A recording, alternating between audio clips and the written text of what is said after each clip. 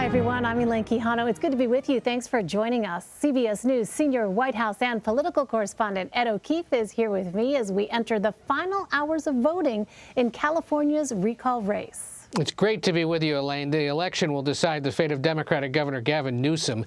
Millions of ballots have already been cast across California after every eligible voter was sent a mail ballot. Sorting and counting of early votes is already underway. Polls close at 8 p.m. Pacific time. In total, there are 46 candidates running to replace Democratic Governor Gavin Newsom. More than $200 million has been spent on both sides of the race. If Newsom is defeated, he'll become just the state's second governor to be successfully recalled.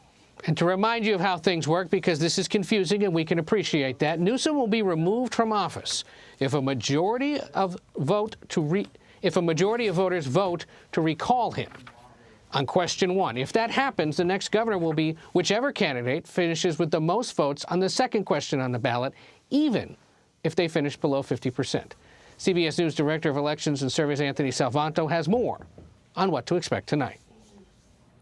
Hey, everybody, let's take a look at what we'll be watching here at the CBS News Decision Desk when returns start coming in from California later tonight. Now, at the Decision Desk, we will be updating you as we go. We're looking at all the data here. What we're going to be watching, first of all, is as the votes come in, the early vote, because most Californians will have cast votes by mail. In fact, we've analyzed those already, and we don't know how they voted, yes or no, but we do know this, that there have been 9 million votes already cast by Californians, and that the partisan registration of those voters is running 2-to-1 Democratic, and it is 52% Democratic. So what does that mean? It means that the Newsom campaign and the Democrats have started to turn out that California electorate that already leans Democratic. The other thing we're going to be watching is the big vote centers in California.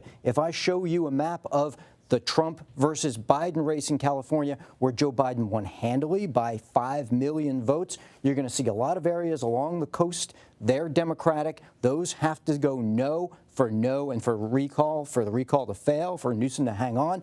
And then if I rotate the state around and show you the population density, a lot of votes are going to come out of Southern California, out of Los Angeles. That's the place we're going to be watching if the Newsom and the recall campaign, if he's going to be able to turn out his base and hang on. All right, Anthony Salvanto, thank you. Tom Waite and Sophia Bollag join us now with more. Tom is a political reporter for our Los Angeles station, KCBS, and Sophia covers California politics for the Sacramento Bee. Great to have you both. Tom, let me start with you. How has Larry Elder's rise impacted this race? Well, Elaine, it's had a huge impact in this race because for many months the concern was, as you've reported, about an enthusiasm gap between the Republicans and the Democrats. Many people said that the Democrats, many didn't even know that the recall was happening and that Republicans were very excited to vote in this recall election. It was a chance for them to oust the governor, and it's very difficult in a normal election to do that because when Democrats are paying attention, they do outnumber Republicans here about 2-to-1 in the state. So a recall election, while Democrats were not paying attention, would have been very advantageous for Republicans. Now, here is the big issue here, and a lot of the analysts have pointed this out.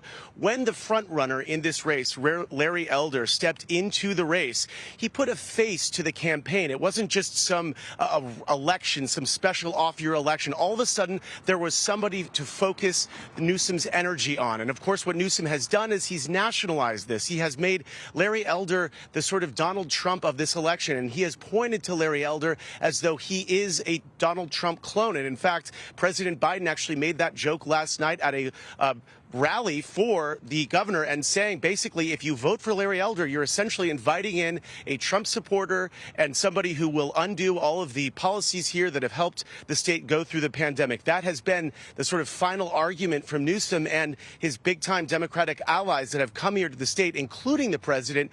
So I think in a way, from what I've talked to political analysts and experts, it probably has actually helped Governor Newsom, to have someone like Larry Elder, who is a very well-known conservative talk show radio host here in California, come into this race, because now Newsom has someone to attack. Newsom has someone to point to as his rival, and somebody who has a record, who has said things in the past that have been considered very controversial here, especially in California, on social issues, on women's rights issues, and especially on the women's rights issues, what's going on in Texas right now. Newsom has tried to tie that into the recall race as well. So I think it's probably fair to say that having Larry Elder in this race as the front runner in the GOP side of contenders has definitely helped the governor.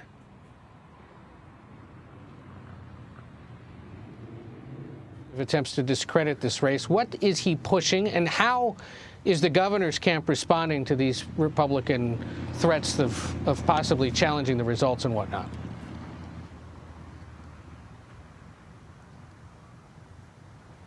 The Elder campaign. I assume that question's for me. Sorry. Oh. No, Tom, it's for sorry. Sophia. No, Sophia, go ahead. Sorry about that. Apologies. Yeah, so as we've reported, the Elder campaign, we don't have any results yet from this election, but the Elder campaign already has a link on its website to a petition that's written as if Newsom has already won. Elder has already been suggesting that there might be some shenanigans going on with the voting. There's no evidence of that. Former President Donald Trump has also suggested similar things, that the election might be rigged in Newsom's favor. Again, no evidence of that at this point. And the governor has been really vocal in criticizing both the former president and Elder, the leading recall candidate, in really denouncing those suggestions of voter fraud before we even have any results, when there haven't been any instances of anything that would suggest widespread fraud or anything that would skew the results of the election. And so that's really been the response from Newsom, that those claims are unfounded and that they're dangerous for democracy and that they undermine the confidence that voters have in their elections. Well, Tom, how does the early turnout compare to past elections? And are there enough Republicans in California to surpass the significant Democratic turnout? Well, early turnout was very strong here in this recall vote. It wasn't quite as strong as the 2020 presidential election, but it was very strong indeed. And I can say it was far stronger, dramatically stronger than it was from the 2003 election in the recall election. Of course, that has a lot to do with the mail-in system that we have now. We've carried over the mail-in system that we had during the pandemic. So every eligible voter, registered voter here in California, was mailed a ballot. So that made getting in a ballot early a lot easier for Californians. They could mail it in starting weeks ago. They could also go into early voting centers. Already in this election, I believe you guys have reported this, I believe it's at about 9.4 million so far. That's in the early returns. That almost surpasses the vote total for the 2003 recall election.